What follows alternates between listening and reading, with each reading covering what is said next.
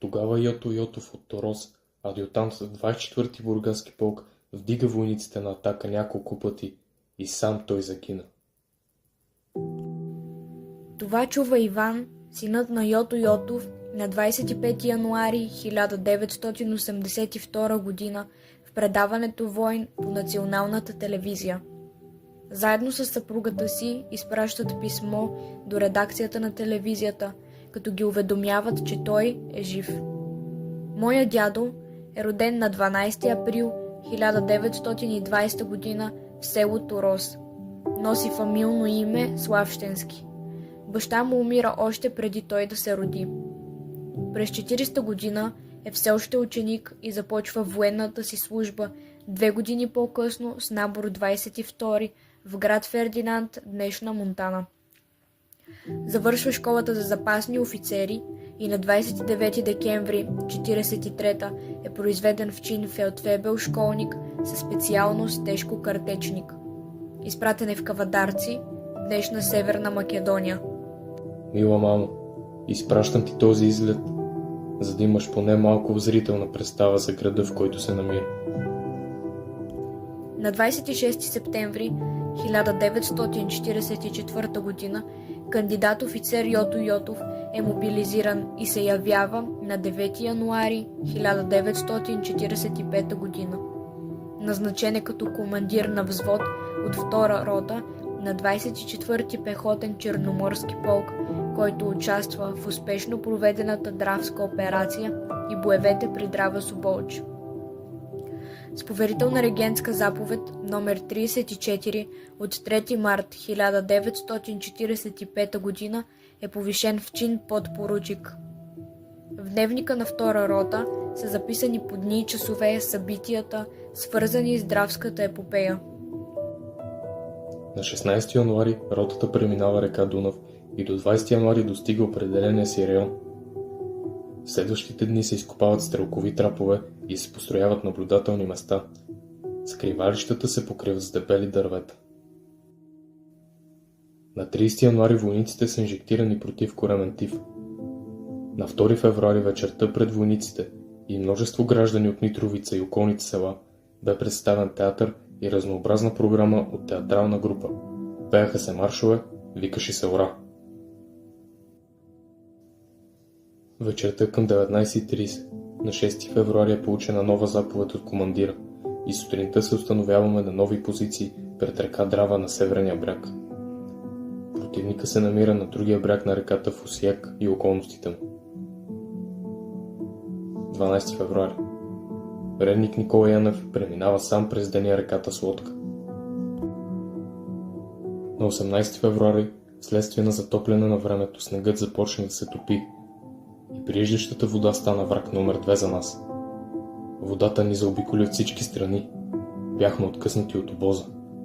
Можеше да се минава само с каруца или лодка. Водата запълни землянките и окопите. Наложи се да се копаят нови. Водата за нас представляваше по-опасен враг от противника.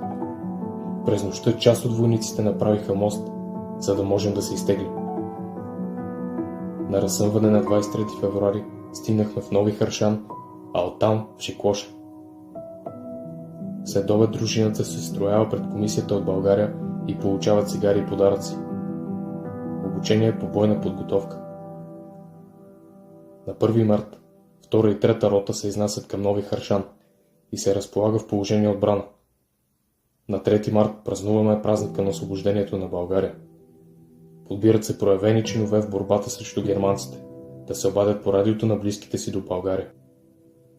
През нощта, срещу 6 март към 1 часа, ротата бе вдигната в тревога и към 4 часа сутринта с усилен марш се отправи по посока към село Драва Соболче. Противникът бе успял да десантира на северния бряг на река Драва. Към 8 сутринта ротата бе на определеното й място и преди още да бе успяла да вземе позицията си, бе изненадана от противника и бе принудена веднага да започне бой, в който изгубиха живота си наши другари. Към 10:30 започна атака. Противникът бе принуден да отстъпи чак до горичката близо до село Драва Соболче. След атаката, ротата получи заповед да се оттегли, и заеме позиция източно от село до гробищата. През нощта започна ожесточена престрелка всички разполагаеми видове оръжия. Рано сутринта започна нова атака и достигнахме железопътната линия. Загубите са много и се налага да отстъпим на изходни позиции. Оттеглянето ни дори се превърна в паническо бягство, при което ротата даде много жертви и остави пленници. Благодарение на командирите, положението бе бързо овладяно и противниковата контратака бе отбита.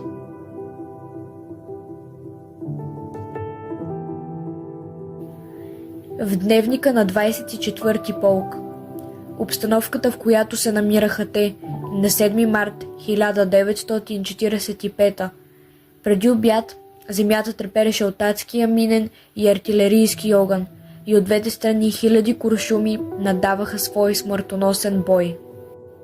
Всички те дадоха живота, кръвта си, дадоха части от телата си, за да спасят този на своите другари. На 16 март ротата се изнася източно на дигата и заема позицията на първа бойна линия, на мястото на оттеглилите се руски части. Веднага започнаха упорити атаки и контратаки от двете страни на фронта. На следващия ден противникът ни атакува в левия фланг. Ние го отблъснахме с кървави за него загуби, като унищожихме един бункер, в който се намираше секретен пост. На 19 март ротата предприе атака за овладяване на село Цигански коливи. На следващия ден противника бе изтласкан отвъд река Драва и заехме позиции на северния бряг на реката. Там Йото Йотов е прострелян. Вражеският куршум преминава през единия и откъсва месо от другия му крак. Взвода продължава, като го мислят за мъртъв. Успява да се скрие зад дънера на една върба, която свързва с приятелката си върба. Така спасява живота си. Откриват го други войници и го изтеглят в окопа. Губи много кръв. След това е пренесен в лазарета и там го стабилизират. С влак е транспортиран до България. Разпределен е към военната болница в Плевен. Възстановява се бавно.